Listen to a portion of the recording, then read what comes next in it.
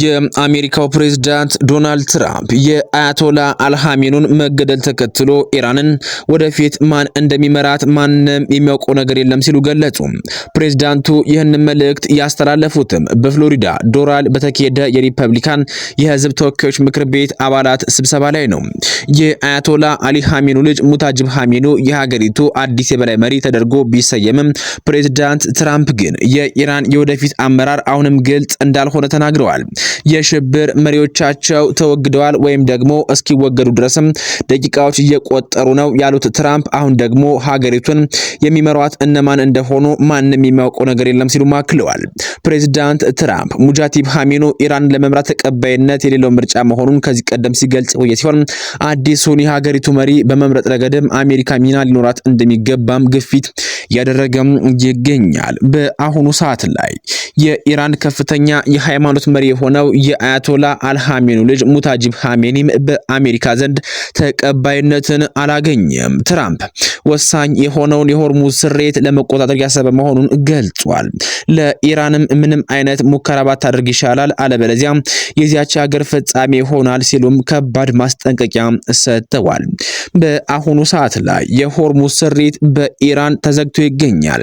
ይህንን ክስተት ደግሞ አሜሪካ ለመቀየር እያሰበች ትገኛለች። በዚህ መካከል ላይ ምን ሊፈጠር ይችላል የሚለው ጉዳይም ዓለምን እያነጋገረም ይገኛል። ባለፈው ቅዳሜና እሁድ ለኢቢሲ ኒውስ በሰጠው ቃለ መጠይቅ ሙታጅብ ኻሜኒ በአሜሪካና በእስራኤል ኃይሎች ኢላማ ሊሆን እንደሚችል ፍንጭ ሰጥተዋል። ከኛ እውቅና ካላገኘ ብዙም አይቆይም ሲልም ፕሬዝዳንቱ ማስጠንቀቂያ ሰጥተዋል። ይህ የትራምፕ ንግግር አሜሪካ በኢራን ውስጥ ፖለቲካ የአመራር ሽግሽግ ላይ ቀጥተኛ ተጽዕኖ ለማሳደር ያላትን ፍላጎት የሚያሳይ እንደሆነም ተነግሯል። የአሜሪካው ፕሬዝዳንት ዶናልድ ትራምፕ በመካከለኛው ምስራቅ ያለው ጦርነት በቅርቡ ያበቃል ማለታቸውን ተከትሎ የኢራን አብዮት ዘበኛ የጦርነቱን ማብቂያ የምንወስነው እኛ ነን ሲል ምላሽ ሰጥቷል። የአብዮት ዘበኛው በወጣው መግለጫ የአሜሪካ ኃይሎችም ጦርነት ሊያቆሙ እንደማይችሉ ገልጾ የቀጠናው የወደፊት ሁኔታና ቀመር በአሁኑ ወቅት በእኛ የታጠቁ ኃይሎች እጅ ነው ብሏል። በተጨማሪም የአሜሪካና የእስራኤል ጥቃቶችም የሚቀጥሉ ከሆነ ኢራን 1 ሊትር ዘይት እንኳን ከቀጠና ወደ ውጭ እንዳይወጣ እንደምታደርግም አስጠንቅቃለች። ይህ የኢራን ማስጠንቀቂያ የቀጠናውን ኢንዳጅ አቅርቦትና የዓለም አቀፍ ንግድ መስመሮችን ስጋት ላይ የሚጥል እንደሆነም ተነግሯል። ይህ መግለጫ የወጣው የአሜሪካው ፕሬዝዳንት ዶናልድ ትራምፕ ከኢራን ጋር ያለው ጦርነት ወደ ማብቂያ እየተቃረበ መሆኑና ኢራን አዲስ ሀገር የመገንባት ሂደት ላይ መሆኗን በሰጠው ጋዜጣዊ መግለጫ ካመለከተ ከጥቂት ሰዓታት በኋላ ነው። ቢሆንም ግን በትናንትናው ዕለት አመሻሹን የአሜሪካው ፕሬዝዳንት ዶናልድ ትራምፕ ከሲቢኢ ኒውስ ጋር ባደረገው የስልክ ቆይታ አሜሪካ ከኢራን ጋር ያደረገች ያለውን ጦርነት ሊጠናቀቅ መቃረቡንም አስታውቀዋል። ፕሬዝዳንቱ በፍሎሪዳ ዶላር ከሚገኘው የጎልፍ ክለባቸው ሆነው ሲናገሩ ጦርነቱ በአብዛኛው የተጠናቀቀ ይመስለኛልም ብለዋል። አክለውም ኢራን አሁን ላይ የባህር ኃይል የመገናኛ አውታርም ሆነ የአየር ኃይል የላትም ብለዋል። የሚሳኤል አቅሟም እጅግ ተበታትኗል ሲሉ ተደምጠዋል። ድሮኖችም እንዲሁም ደግሞ የድሮን ማምረቻዎችን ጨምሮ በየቦታው እየወደሙ ነው ሲሉ የደረሰውን ጉዳት አብራርተዋል። የአሜሪካ ጦር በዘመቻው የመጀመሪያ ሳምንት ብቻ ከ3000 በላይ የኢራን ኢላማዎችን መምታቱን አስታውቋል። ይህንም በተመለከተም ትራምፕ አሁን ላይ ያለው ሁኔታ ስትመለከቱ በወታደራዊ አቅም ረገድ የቀራቸው ምንም ነገር የለም በማለትም ተናግረዋል። እሁድ ምሽት ላይ ኢራን አያቶላ ሙታጅብ ኻሜኒን አባታቸውን ተክተው የሀገሪቱ አዲስ ጠቅላይ መሪ መሆናቸውን ይፋ አድርገዋል። ኢራን አዲሱን ከፍተኛ አያቶላ ይፋ ማድረጓን ተከትሎ ዶናልድ ትራምፕ አነጋጋሪ የሆነ ምላሽም ሰጥተዋል።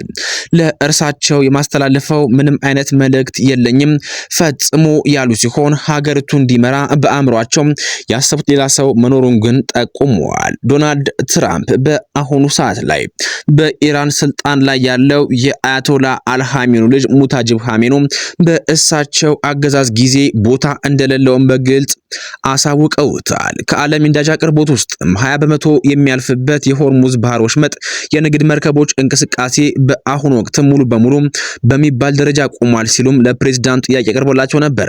ፕሬዝዳንቱ አሜሪካ በወሽመጡ ላይ ብዙ ነገሮችን ማድረግ እንደምትችል ገልጸው ኢራን ይህንን የውሃ ላይ መስመር የምታስተጓጉል ከሆነ ከባድ ማስጠንቀቂያ ሰጠዋታል። ሊተኩሱም የሚችሉትን ሁሉ ተኩሰዋል።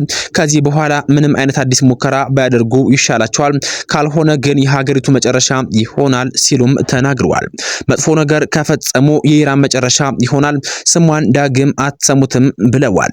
በተጨማሪ በወሽመጡ አሁን ክፍት መሆኑና መርከቦችም የገቡ እንደሆነ የገለጹት ፕሬዝዳንቱ አሁንም ቢሆን ወሽመጡን በቁጥጥር ስር ስለማዋል እያሰቡ መሆኑንም አረጋግጠዋል። ትራምፕ መጀመሪያ ላይ ጦርነቱ ለመጠናቀቅ አንድ ወር ገደማ ሊፈጅ እንደሚችል ገምተው የነበረ ቢሆንም ዛሬ ግን ለሲቢኢ ኒውስ እንደተናገሩት ከታቀደው ጊዜ ሰሌዳ በጣም ቀድመናልም ብለዋል። ይሁን እንጂ ፕሬዝዳንቱ ጦርነቱ በአብዛኛው ተጠናቋል ባሉበት በዚያ ሰዓትም የአሜሪካ መከላከያ ፔንታጎን በኤክስ ማህበራዊ ትስስር ገጹ ላይ ገና መዋጋት መጀመራችን ነው፣ ምንም ምረት የለም የሚል መልእክቶችን ማጋራቱም አነጋጋሪ ሆኗል። እስካሁን ባለው ውጊያ ሂደትም 7 አሜሪካውያን መሞታቸው ታውቋል። የአሜሪካ ጦር ኃይልም የክብር ሽኝት አድርጎላቸዋል። ጦርነቱ በቅርቡ ሊጠናቀቅ ይችላል ብለው ያስቡ እንደሆነ የጠየቁት ፕሬዝዳንቱም ጦርነቱን ማጠናቀቅ ያለው በእኔ አእምሮ ውስጥ ብቻ ነው በማለትም ሌላ ሰው ውስጥ የለም ሲሉም ጠንከር ያለ ምላሽ ሰጥተዋል። በአሁኑ ሰዓት ላይ በመካከለኛው ምስራቅ ጦርነቱ እንደተጋጋለም ቀጥሏል። የኢራን ሚሳኤሎችም በምዕራብ ባንክ ሰፈራ ላይ ተተኩሰዋል። በመካከለኛው ምስራቅ የተቀሰቀሰው መጠነ ሰፊ ጦርነትም በዛሬው ዕለትም ተባብሶ ቀጥሏል። ከጥቂት ደቂቃዎች በፊትም ከኢራን ተኩስ በርካታ ባሊስቲክ ሚሳኤሎችም በምዕራብ ባንክ በሚገኙ የእስራኤል ሰፈራዎች ላይ ጥቃት መፈጸማቸው ተሰምቷል። በአሁኑ ሰዓት ላይ ይህ ጥቃት ከዕለት ወደ ዕለትም እየተባባሰ ይገኛል። ሚሳኤሎቹም በምዕራብ ባንክ በተለይም በቢኒያን አካባቢ በሚገኘው ሰፈራዎች ላይ መውደቃቸው ተረጋግጧል።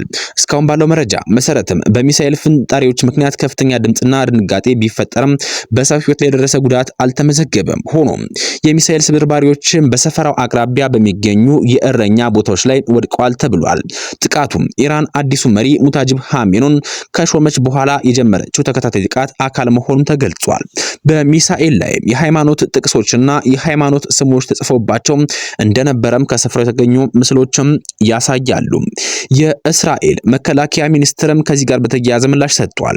የእስራኤል መከላከያ ሰራዊት አይዲኤፍ አየር መከላከያ ስርዓቱን በመጠቀም አብዛኛዎቹ ሚሳኤሎችን ማክሸፉን የገለጸ ሲሆን ህዝቡም ወደ መጠለያዎቹ እንዲገባና የወደቁ የሚሳኤል ስብርባሪዎችም እንዳይነካ አስጠንቅቋል። ጦርነቱ 10ኛ ቀኑን የያዘ ሲሆን እስራኤል በበኩሏ በሊባኖስና በቴህራን ላይ የአየር ድብደባን አጠናክራ ቀጥላለች። በአሁኑ ሰዓት ላይ ይህ ጦርነት ዓለምን እያነጋገረ እንዲሁም ደግሞ ኢኮኖሚንም ጭምር እያናጋ 10ኛ ቀን 11ኛ ቀኑን ወደ መያዝ ተሸጋግሯል።